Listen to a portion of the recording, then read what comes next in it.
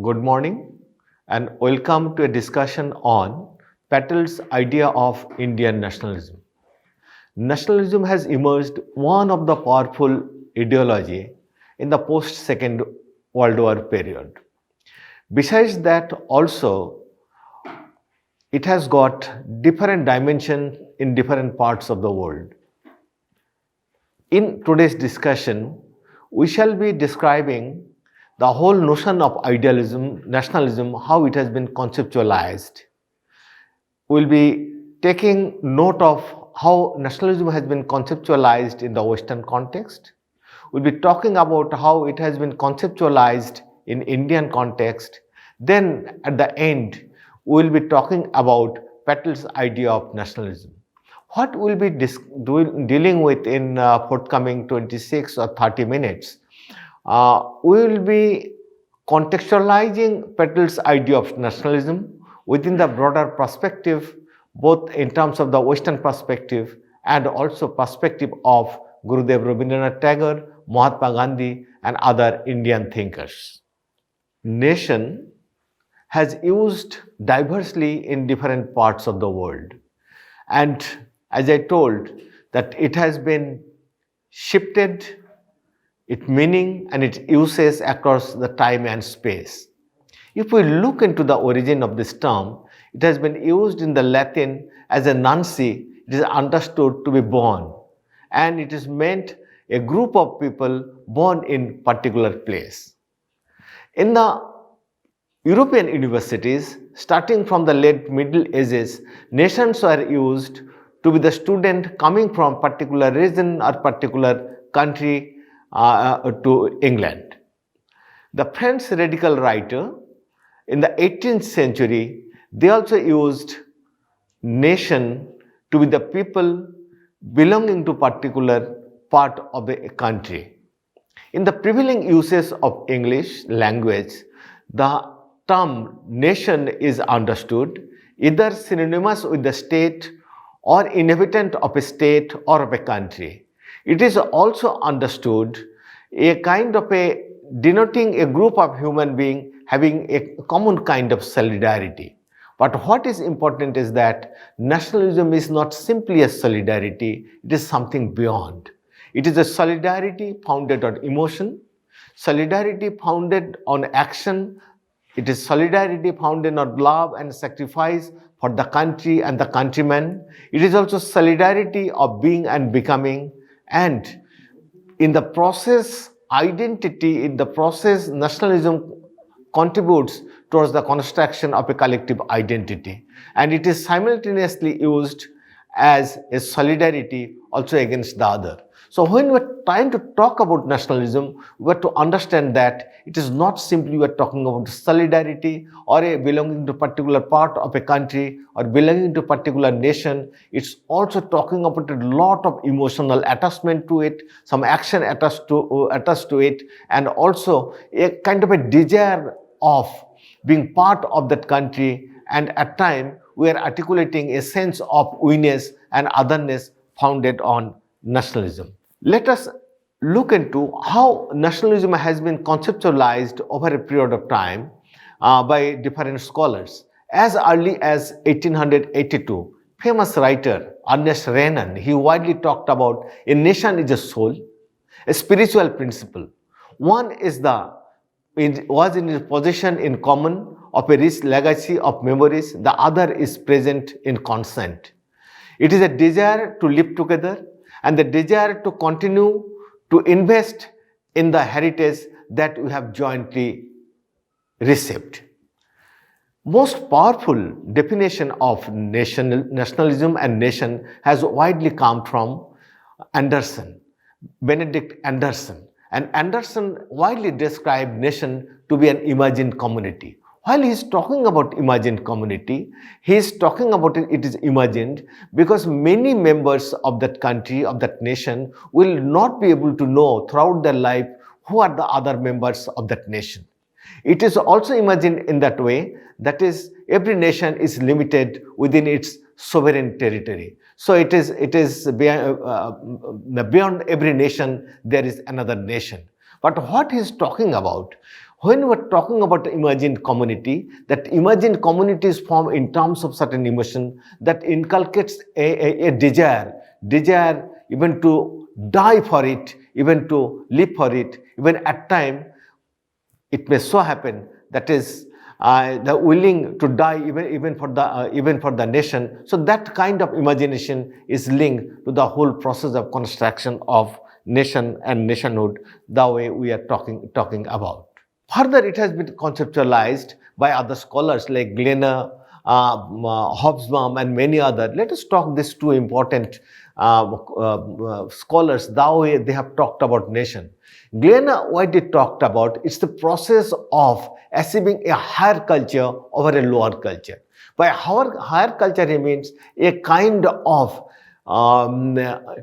anonymity, a kind of impersonal society. It will coming to a kind of pre-existing folk society, local society. So what you find, by the arousal of nationalism, there is arrival of atomized individual, but simultaneously there is a culture, shared culture. That shared culture keep the people together. So it is a kind of bringing a higher kind of cultural framework over a localized culture, that localized culture that was founded on folk tradition. And what we find, there has been a kind of folk tradition is always localized in terms of local language, local culture, local ethnicity, local food habits. But when we are talking about nationality, it talks about the sharing, talks about integration, talks about fellow feeling about the others. So those kind of a higher kind of a culture, a wider culture is coming to a localized culture. What Hobsbawm widely talked about, nationalism is developed not on one stage. It is it's a process. It's a process of inculcation. It's a process of development of a sense of being and becoming. What it is talking about, that is nationalism is essentially imposed from the above. When it is coming imposed from the above, there is an arousal of national consciousness. What is talking about? A national consciousness usually comes among the upper strata of the society, the enlightened group, the leaders, the intellectual. Gradually, those ideals of nationalism, integration, penetrated down level, starting from the peasants, the worker, the middle class, and others. Gradually it is penetrated. So what it is talking about, a kind of penetration, the layered kind of a penetration in the society, from that of intellectual elite to that of a commoners, then everybody becomes part of a nation. Western scholars have also widely talked about, as nationalism is a process of progression, varieties of nationalism is coming on the earth. Those are maybe sometimes cultural, sometimes civic, sometimes secular, sometimes culture oriented, sometimes liberal, illiberal. So varieties of nationalism is taking. So there is a kind of binaries in the construction of nationalism. That's why they have talked about progressive nationalism and reactionary nationalism. Western nationalism, Eastern nationalism, civic nationalism, cultural nationalism, liberal nationalism, illiberal nationalism. So what we find, by this kind of a description, many of the Western thinkers and the scholars, they tried to describe the supremacy of the Western form of nationalism over the nationalism that is growing and manifesting in other parts of the world. In Indian context, nationalism has been widely talked about by Mahatma Gandhi, Rabindranath Tagore, and other thinkers. It is wide that, as I told, when Anderson was talking about nationalism, Anderson was guided by a kind of a limited imagination. Limited imagination in that way, it is talking about a nation that is guided by geographical boundary, that is also guided by in terms of its own sovereignty. So nationalism can't be spread in terms of humanity because every nation is having a kind of a limit in itself. But Mahatma Gandhi was talking about nationalism and an ideology as a force for the liberation of humanity. So in his understanding of nationalism, we find there is the presence of a global phenomenon and universal struggle. So he defined nationalism as a part of universal struggle of humanity for justice and equality.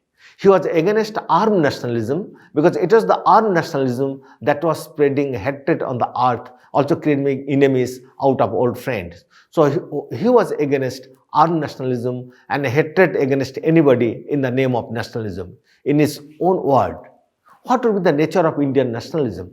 In his own word, my love, therefore, of nationalism, or my idea of nationalism, is that my country may become free, that if we need, the whole country may die, so that humanity as a race may survive. There is no room for race hatred here. Let that be our nationalism. So he was widely talking about an universal phenomena, a liberation of humanity by using nationalism as an ideology against all form of oppression in the society. As nationalism was growing, it divided the country in various forms, because it was Western nationalism, Indian nationalism, and boundaries was created among the several nations. So hatred started spreading across the globe. Tagore was widely disturbed this kind of phenomenon and resurgence of nationalism. So he was disturbed by nationalism, and what disturbed him, that is the increasing fragmentation of the world and the growing lust for the economic interest and political power in the name of nationalism. So what he found, nationalism has become a tool. It has become a tool to gain political power. It has become a tool to gain economic power. To him, a nation, in the sense of political and economic union of the people, is organized for a mechanical purpose. It is an end in itself, and nationalism is the greatest evil of the nation. He also writes that nationalism is a curse on humanity, because it does not integrate. It rather divides. It rather brings a kind of hatred of one nation against that of another. So we find that the way nationalism, initially we were talking about solidarity, we were talking about the fellow feeling, as those are limited and circumscribed within the given culture, given territory, the lack of universality that concern most of the Indian thinkers like Mahatma Gandhi and also Rabindranath Tagore. But even within that, Rabindranath Tagore, though he has criticized nationalism and he was against the whole philosophy of nationalism, Gandhi has widely accepted nationalism to be an universalist and universal phenomenon. Nationalism in Indian context has been widely debated and discussed even by the thinkers, those who propagated for what we call cultural nationalism. There has also been talk of secular nationalism in India. Writers like Savarkar, a leader, and philosopher like Savarkar, he has located the roots of Indian nationalism on the claim of inherited commonness in Indian society. He talked about that India is a place, and there is so many commonalities in Indian societies. Those commonalities are reflected in terms of race. What are that? The racial community in terms of the Aryanness, land from that of the Himalayas to that of a sea. It is a history. That history is from the Vedic period till death. It's having a common language, that is the Sanskrit. It's also having the common others. So what it talks about, defining Indian nationalism in terms of certain inherited commonness. When you're talking about nationalism, we are also encountering various other kind of phenomenon that is widely described when you described nationalism. I say ethnicity is one. When you talk about ethnicity, we talk about an amount of inherited character and inherited collectivity founded on certain primordial and inherited elements. That may be the language, that may be the religion, that may be race, varieties of other things. But author usually make a distinction between the ethnicity and nationality. Ethnicity may provide the basis of nationality and amount of emotion that may lead to formation of a nationality, but nationality is having some other kind of a characters, because a nationality is linked to the formation of a state. So what we talk about in terms of a formation of nation state. So ethnicity may form the basis of a nation. When an ethnicity acquires the legitimate right to govern a particular state, it become a nationality. And it is through the emotion that integrate the an ethnic group and differentiate itself from that of other. So in Indian context, uh, we find there is a kind of multi-ethnicity, multicultural, multilingual, and multi-religious group. So in that case, what it is talked about in Indian nationalism, it is a manifestation of a plural society, and here the nationalism is founded on a kind of a secular basis that integrate all varieties of the religion, language, and racial group in a common platform. So those kind of a variation in terms of language, religion, and ethnicity, when the whole ideology of nationalism came, it became a normalization project, a kind of integrating project of India in the name of Indian nationalism.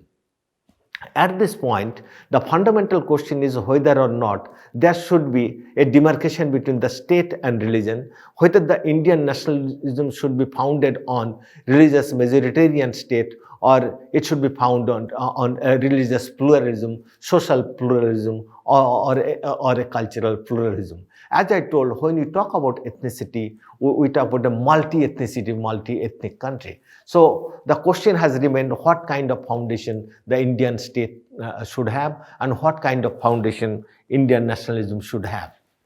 Mahatma Gandhi, the founder, the father of Indian nation, he wrote very forcefully that free nation, that is free India, will not be a Hindu Raj. It will be an Indian Raj based on the majority, based not on the majority of any religion, sect, or community, but on the representative of the whole people without distinction between religion. They would be elected for their record on the service and merit.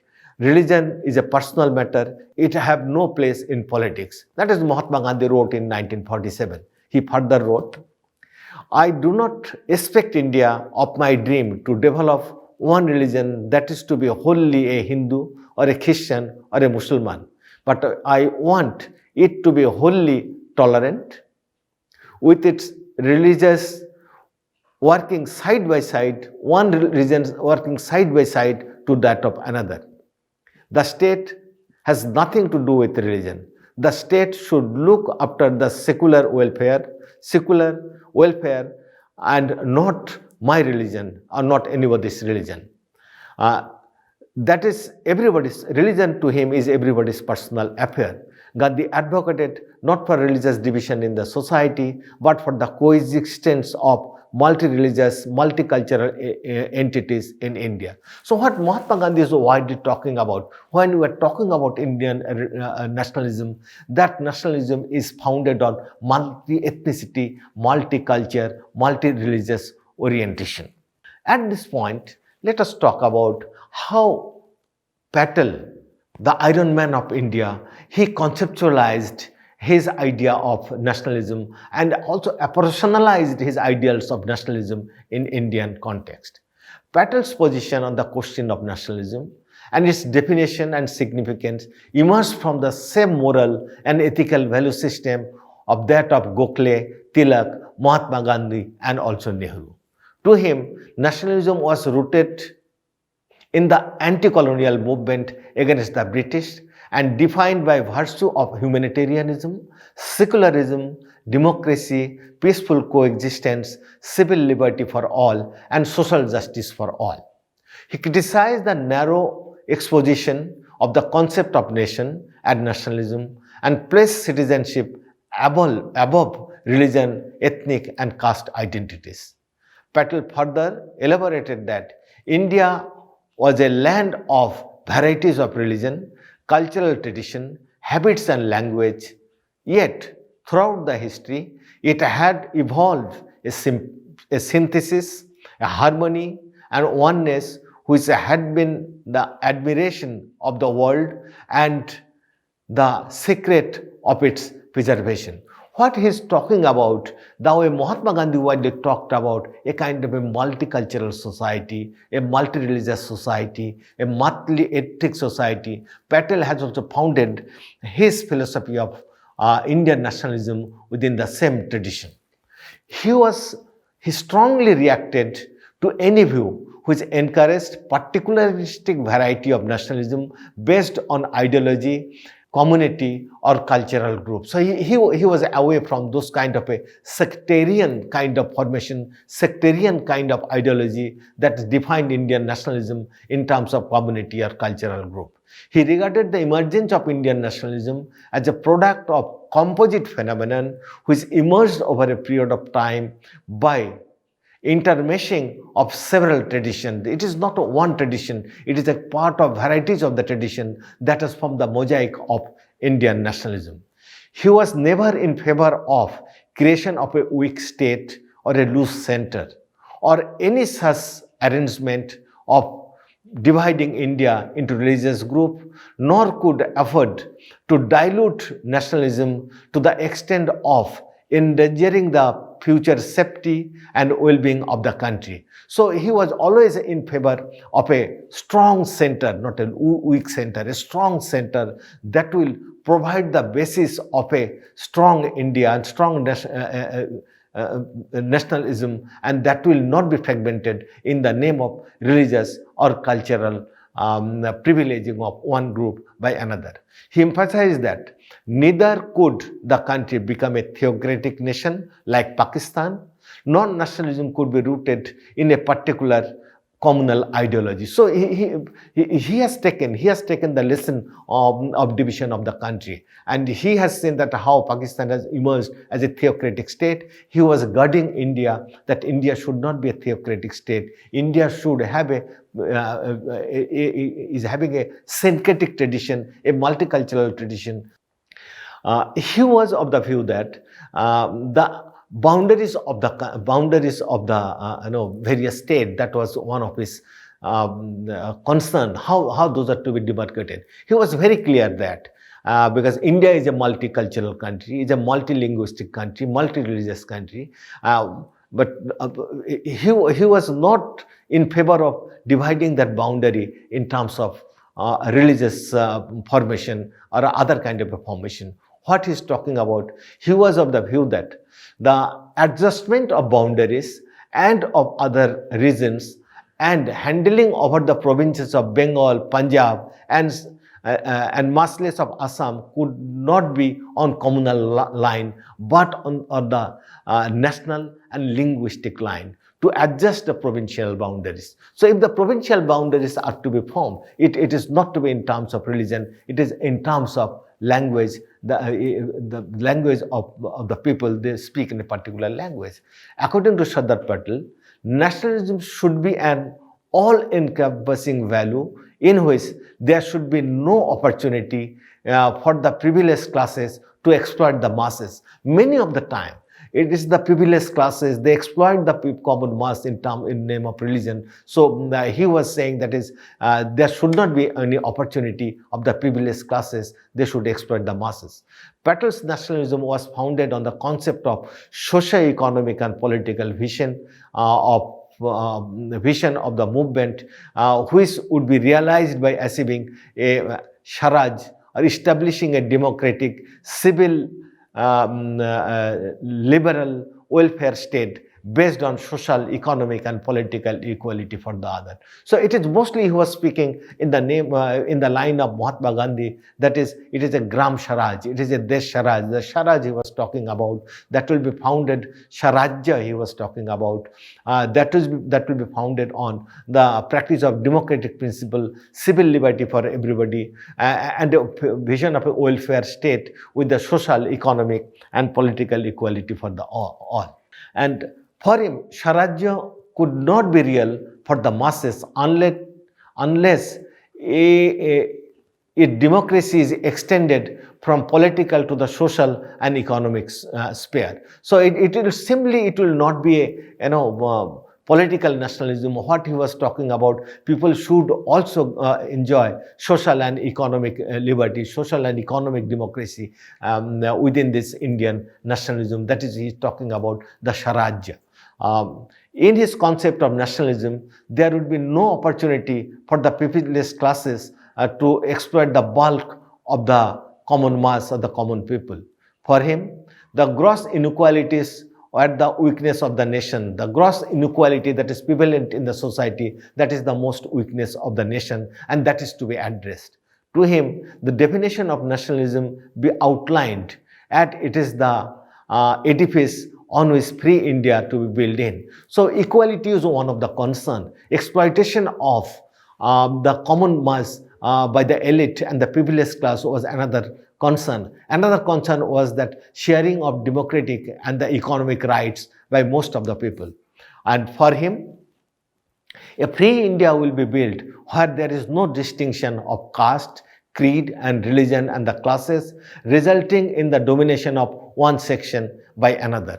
No community should think that its interest is different from that of other, because every community should feel in terms of a common common identity, common interest, that is the national interest. So interest of caste, interest of religion, interest of language should not prevail over what is it is the national interest or Indian nationalism. Patel criticized the communal interpretation of the notion of nation and nationalism. He was critical, as I told, of the two-nation theory. He rejected the view that Muslim culture and tradition are not akin to that of a Hindus and they were a separate nation. Patel reiterated that in his speeches that despite partition, majority of the Muslims still live in India with shared history, memories and culture. According to him, how could one obliterate the fact that since ages their ancestors had been buried in this land, and one might partition the land, but one can't partition the river, the forest and the memories and the history. So what he's talking about, a thing which we have inherited. We inherited the common history, we inherited the common nature, we inherited the common forest. So what is important that we should nurture along with the nurturing of our nationalism. Now, very categorically, we are to speak that Patel's vision of nationalism was enshrined in the Gandhian vision of a parliamentary Swarajya based on the Panchayati system. According to Patel, it would be a nationalism representing the sovereignty of the people based on pure moral authority, non-violence and satyagraha. The tool with which such system would be perpetuated were the concept of Panchayati Raj, the trusteeship, the charka, the village industries, the basic education, removal of untouchability, communal harmony, prohibition and organization of labor as Mazdur Mahajan. So what he is talking about, formation of a egalitarian society. On 2nd January 1949 in Delhi, he wrote, in free India, there would be no distinction between caste, creed or religion or classes, resulting in the domination of one section over the other. There may be rich or poor, there may be happy and unhappy, but there would be no difference of stature between one citizen to that of other. He was clear that Swarajya and the emergence of India as a modern nation would not mean removal of white Sahab replaced by the black Sahab, but it would mean an establishment of Mazdur Raj or a Raj of the farmers, reviving the spinning wheel and the village industries and preparation of khadi and khadi in every home to help the striving millions. His emphasis was on the will of the people. When he was talking about Indian nationalism, it was not simply a slogan or an ideology that can be implemented for the common man. He was speaking on the choice before what is the choice before the Congress leaders. Speaking on the choice before the Congress leaders between Gandhian vision and independent India and the Western notion of the state, he elucidated that in free India, there should be complete peace, freedom from crime and coercion of any kind. All of us should try to achieve that consummation, but undoubtedly we cannot reach to that goal overnight. The alternative is a firm government backed by a strong army, a strong navy, and a strong air force, and a strong police, but ultimately it is to be governed by the will of the people. So what he's talking about, ultimately the foundation of Indian nationalism should be the foundation of common man's will, where everybody will get a sense of equality and sense of fraternity and solidarity within the Indian nationalism. Thank you very much for being with this talk. Thank you.